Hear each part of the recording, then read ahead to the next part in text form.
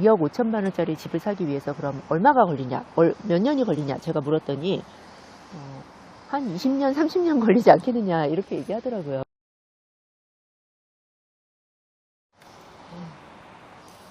세계 주요 도시들은 다 마찬가지겠지만 중국에서도 대도시에서 집을 사는 것은 참 어려운 일이다라는 생각이 들더라고요.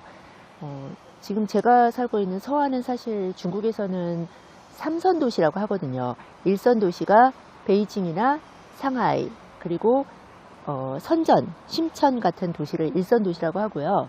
2선 도시가 난징이나 그 외에 광저우 이런 도시들 아마 2선 도시라고 하는 것 같아요. 그 다음이 이제 밑에 있는 도시가 3선 도시로서 제가 살고 있는 서안이나 뭐 그런 기타 등등 도시가 되는데, 이런 3선 도시에서도 그 아까 말씀드린 2억 5천만 원짜리 집을 사기 위해서 그럼 얼마가 걸리냐, 몇 년이 걸리냐 제가 물었더니 한 20년, 30년 걸리지 않겠느냐 이렇게 얘기하더라고요.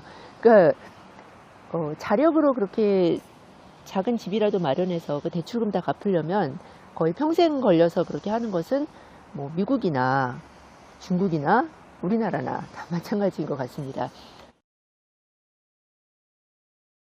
제가 12년 전에 미국에서 주재원 생활을 또 했었거든요. 저희 남편이 주재원 생활을 했고 저희는 이제 가족으로서 같이 가서 2년 동안 미국 남부의 텍사스 오스틴에서 주재원 생활을 했었는데 그때 미국 집값도 정말 만만치 않았거든요. 지금은 더 올랐겠지만 거의 미국인들도 겉으로 보기에는 뭐 2층짜리 집에 차는 집마다 각 집마다 최소 2대 내지는 뭐 자녀가 있으면 3대 4대 이렇게 갖고 있고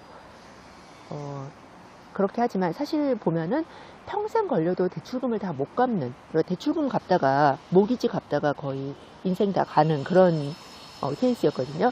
그리고 선진국일수록 생활에 들어가는 돈이 되게 많아요.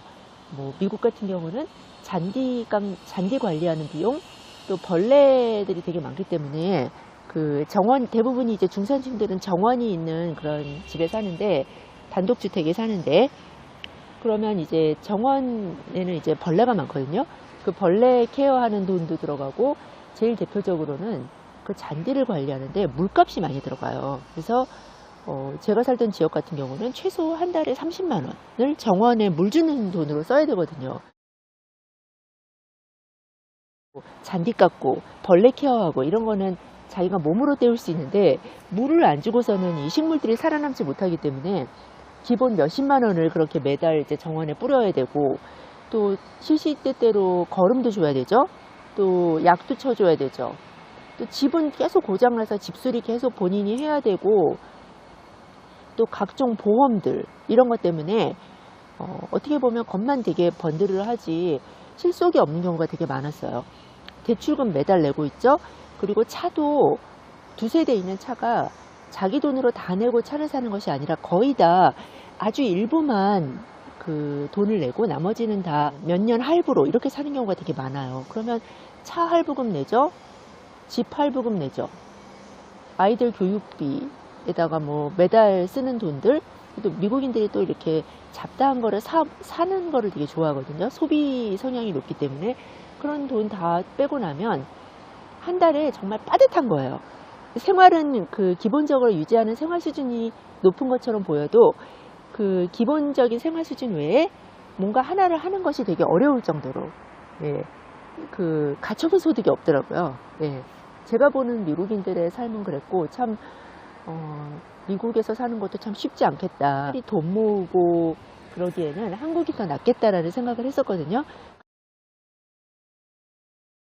근데 여기 제가 중국은 그래도 한국에 한 20년 전으로 많이들 얘기를 하시니까, 한국에 20년 전에는 돈을 모으기 더 쉬웠잖아요. 그 자산 상승도 더 가팔랐고, 그래서 여기는 더 돈을 모으기에 더 쉬운 곳이 아닌가 생각을 했는데, 지금까지 본 바로는 그렇게 쉽지는 않은 것 같아요. 여기도. 그러니까 한국은 서울이 아니더라도 1시간 이내로 경기도에서 출퇴근하면서 비교적 저렴한 집에서 살면서 출퇴근하면서 돈 벌고 또 문화생활도 하고 이런 것들이 가능한데, 중국 같은 경우는 땅이 넓다 보니까 물론 제가 살고 있는 서안도 조금 뭐 실제 면적은 거의